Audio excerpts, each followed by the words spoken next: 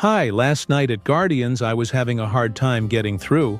I'm autistic, and the crowd was very crowdy. So I stood off to the back and waited in the first room. A cast member helped me skip the dark second room. I really don't like that one. It hurts.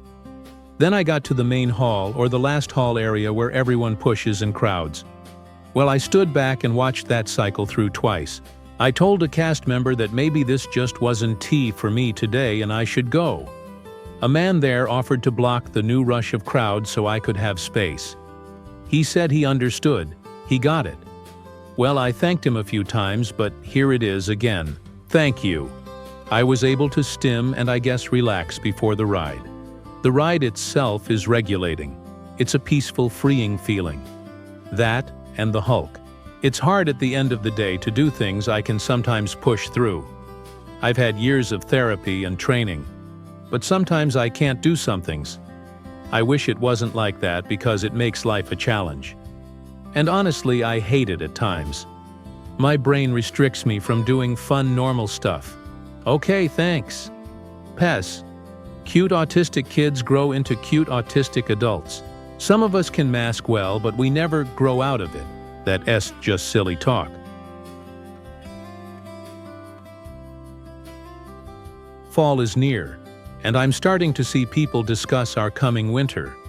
With modern computer models predicting weather nowadays, and sometimes getting it wrong, it's time to look at nature for a more reliable, but not so exciting way to forecast. So here's the lowly persimmon seed.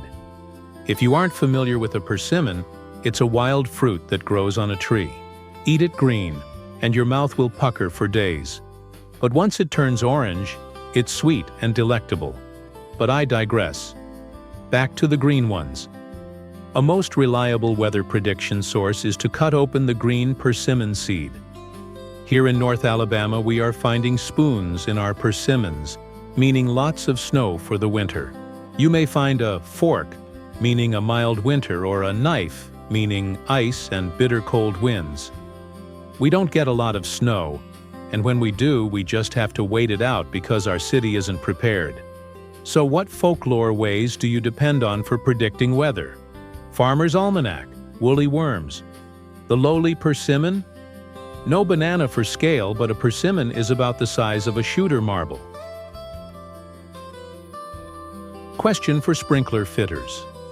Today at work during a company inspection, my attention wandered from sprinklers, stand pipes, and exits to these jogs in Victaulic pipe runs. My question is this: what is the purpose of adding the jog in what looks to have been a more efficient straight run of pipe? Is it to allow for settling or height differences of the straight runs where they join here?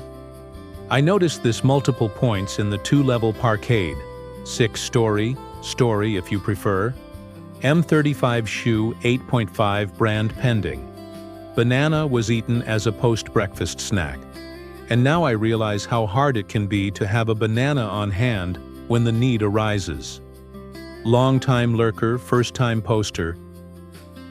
The top photo is a toy I believe that every boy growing up in the 1970s had. Brilliant, simple design. Had some sort of directional device that caused it to land on the roof of a house approximately 50% of the time. I had a friend who did not like sports, and the only use he had for his baseball was to try to knock the rocket off the roof. They were relatively safe, as long as you did not aim one at another person like a gun, which, of course, I never ever did. Good thing they were not really designed to fly horizontally. But I am writing about the rocket in the second picture. It was a little more rare. It was a two-stage design. And my question is, did anyone ever get the two-stage rocket to function properly? My best friend and I each had one, but neither one worked properly.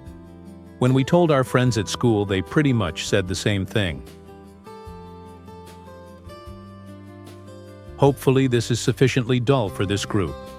In an attempt to educate people on radiation dosage, a researcher decided to create the banana equivalent dose, or BED.